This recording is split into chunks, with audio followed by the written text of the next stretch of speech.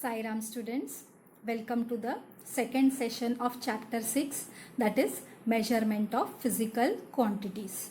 Now before starting with today's session, children, let's revise what we had learnt in the first session.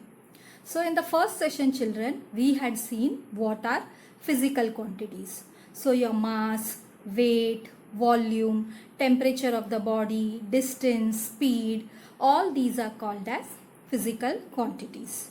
Now, to express the magnitude of a physical quantity, two things are required. And what are that? It's a value and a unit. So, value and unit, these are required to express the magnitude of the quantity. Right? So, we had taken the example, children, that Swarali walks 2 kilometers every day. Now, in that, the 2 was the value and the kilometer was the unit. Right, children? After that, children, we saw what is a scalar quantity. So, what is a scalar quantity? The quantity that can be completely expressed by its magnitude alone is called as the scalar quantity. So, it can be completely expressed by the magnitude alone. That is the value and the unit is required in the scalar quantity. And what are examples of scalar quantity? Area, mass, volume, temperature. These are all called as scalar quantities.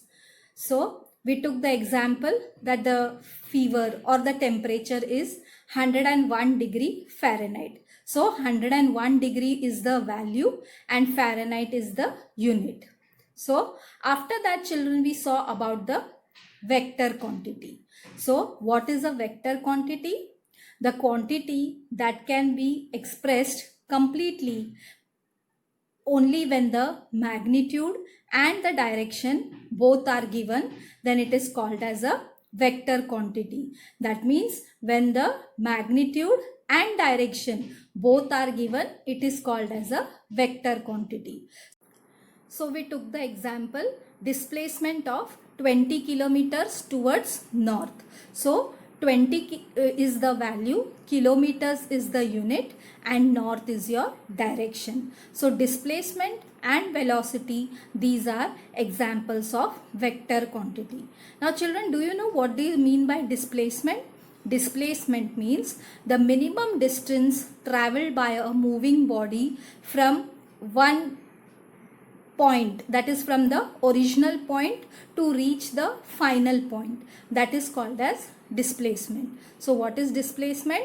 The minimum distance traveled by a moving body from one point, that is from the original point to the final end point, that is called as the displacement. And what is velocity? Velocity is the distance traveled by the body in a specific direction in a unit time. So specific direction in unit time, that is called as velocity. After that, children, we saw what is mass. The amount of matter present in the substance is called its mass. So what is inertia? The mass, it has got a natural tendency to resist a change in its state. So that is called as inertia. So the larger the inertia, the greater will be the mass, right? And then we saw that mass, it is a scalar quantity because it is same everywhere, wherever you go. So it is same all over the world. And the units of mass are gram and kilogram. Then we saw, children, what is weight. Now mass and weight, these are two different things, isn't it? So weight is what? The gravitational force acting on this mass is called as the weight. So, and what is the weight of the object? The gravitational force by which the earth attracts an object towards its center is called as the weight of that object. And weight, it is a vector quantity because it is different on different places of the earth. The weight, it depends upon the gravity. So it may vary from place to place. And also I told you, children, that weight, it can be 0. especially where there is no gravity, like the space, whereas mass, it can never be zero. Then we saw, children, that we have to measure different physical quantities, and for that specific units are required to measure this physical quantities. So this was what we had learnt in last session. So let's start today with the today's session. Standardized measurement. Actually, it is not scientifically correct to measure the physical quantities without any standard method. So there should be some standard method for measuring any physical quantity. We cannot take anything as a measurement. It should be universally accepted.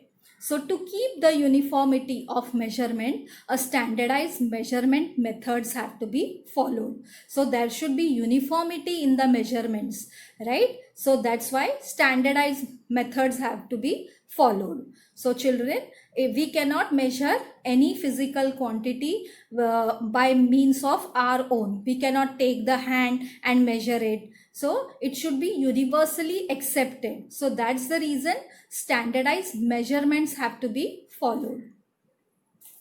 So standardized measures are required for measuring things, and such measures are called as standard units.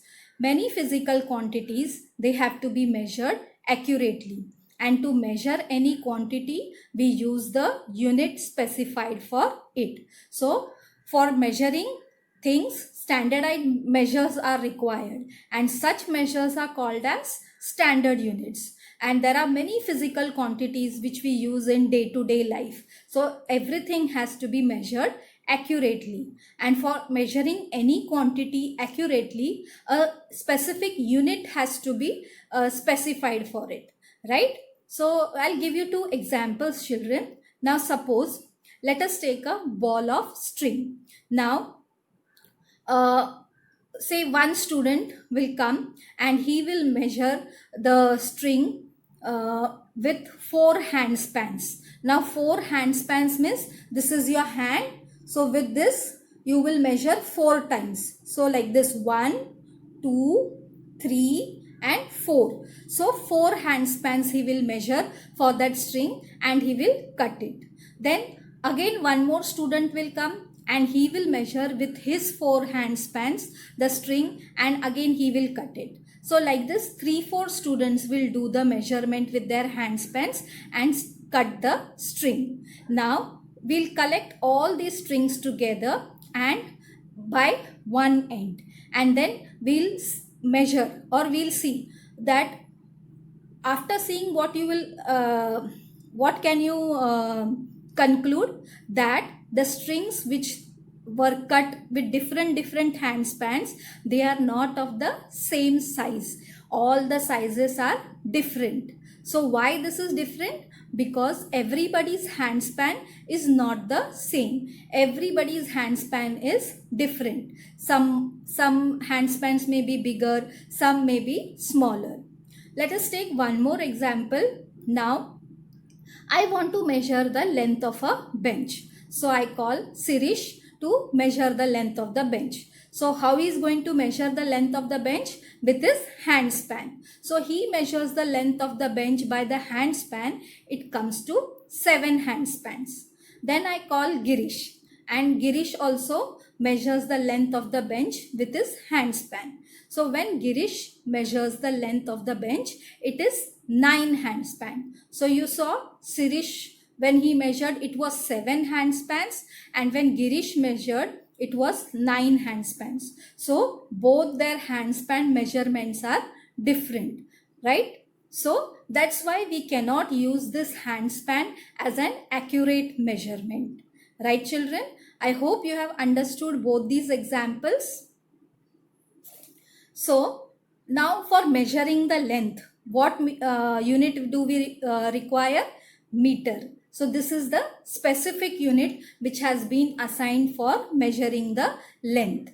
And hand span, it cannot be a standard unit for measuring the length. So for measuring the length, a specific unit has been assigned, and that is the meter, right? And as I told you, hand span, It cannot be a standard unit for measuring the length. So I'll give you one more example, children. If you go to a cloth store and you tell the person that give me 4 handspans of cloth. So he will give you by measuring with his handspan 4 handspans of cloth. You go to another shop and there also you ask the cloth fellow to give 4 handspans of cloth. He also does the same thing. He measures with his hand and he gives you 4 handspans of cloth. Now when you bring both this handspan cloth and then you see their length, you will see that both the handspans measurement are different, right children? So that's why we cannot use handspan as a specific standard of measurement, right? Now let us see the prevailing systems of measurement. MKS system. Now what is MKS system? So you can see children, MKS. So M, it stands for meters. K, it stands for kilogram. And S, it stands for seconds. So it is called as MKS system. M is for meter, K is for kilogram, and S is for second. So the distance, it is measured in meters. Mass, it is measured in kilograms, and time, it is measured in seconds. So, and the speed, it is measured in meter per second. So why speed is measured in meter per second? Because the formula of the speed is distance upon time, and distance is meter and time is second. So what is MKS system, children? M means meter, K means kilogram, and S means second. So in the MKS system, distance is measured in meters, mass in kilogram, time in seconds, and speed in meter per second, because the formula of speed is distance upon time, and distance is meter and time is second. So now let's go to the CGS system. Now what is CGS system? C means centimeter, G means gram, and S means second. So C means centimeter, G means gram, and S means second. So distance, it is measured in meters, centimeters, mass in grams, time in seconds, speed in centimeter per second, because the formula of speed is distance upon time. So distance, it is measured in centimeters, mass in grams, time in seconds, and speed in centimeter per second, because speed is equal to distance upon time. And what is CGS? Centimeter, gram, second. Right children? So I hope you have understood the MKS and the CGS system. So in MKS system or measurement, the distance, mass and time, these are accepted as fundamental quantities. And these three quantities, they are used to measure all other quantities. So in MKS system, distance, mass and time, these are accepted as fundamental quantities. And these three quantities, they are used to measure all other quantities. So now let's see what are fundamental quantities. The quantities for which the standard units can be decided are called as the fundamental quantities, and each quantity has a fundamental unit. So the quantities for which the standard units can be decided, these are called as the fundamental quantities, and each fundamental quantity, each quantity has got a fundamental unit. Now, international system of units. The international system of units, it is based on 7 fundamental units, and these 7 fundamental units are called as the System International. So the short form is S and I. So S stands for system and I stands for international. And these 7 fundamental units, they are used currently all over the world, and they are also called as metric system. So the international system of units, it is based on the 7 fundamental units and they are called as System International. So the short form of System International is SI. So S stands for system and I stands for international. And these 7 fundamental units, they are used currently all over the world and they are also called as metric system. So now you can see the image over here. This is the 7 fundamental unit. So the 7 fundamental unit is, this is M means meter, S means second, kg means kilogram, MOL mole, right? CD means candela, K means Kelvin and A means ampere. So these are the 7 fundamental units. So M, it stands for meter, S for second, kg for kilogram, mole, that is MOL, CD for candela, K for Kelvin and A for ampere. So now here you can see there are some quantity, name of the unit and the symbol of the unit. So length, it is measured in meter. So the symbol is M.